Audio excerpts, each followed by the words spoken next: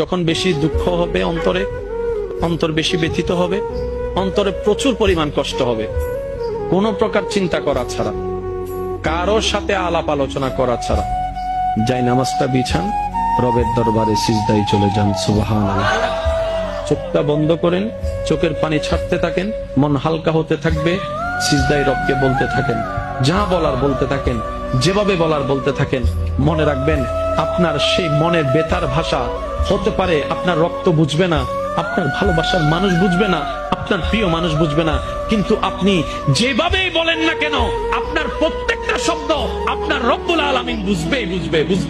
সুবহানাল্লাহ। আপনি যখন ওনাকে দুঃখের কথা বলবেন, উনি আপনার দুঃখটাকে হালকা করে দিবে। সে দুঃখের খবর প্রকাশ করে আপনাকে কখনো বেইজ্জত করবে না। আর আপনি যখন সুখের খবর পেয়ে রবের দরবারে সিজদায় চলে যাবেন, তখন আল্লাহ তাআলা খুশি হয়ে আপনার সুখটাকে আরো বাড়ায় দিবে। লা ইন শাকারতুম লা আযীদান্নাকুম আয়াতের উপর আমল হয়ে যাবে। আপনি শুকরিয়া করতে থাকবেন, সুখটাকে বাড়তে থাকবেন, সুখের কথা বলতে থাকবেন, রব্বুল আলামিন দেখে দেখে আপনার সুখও বাড়ায় দিবে, শান্তিও বাড়ায় দিবে। বলেন না সুবহানাল্লাহ।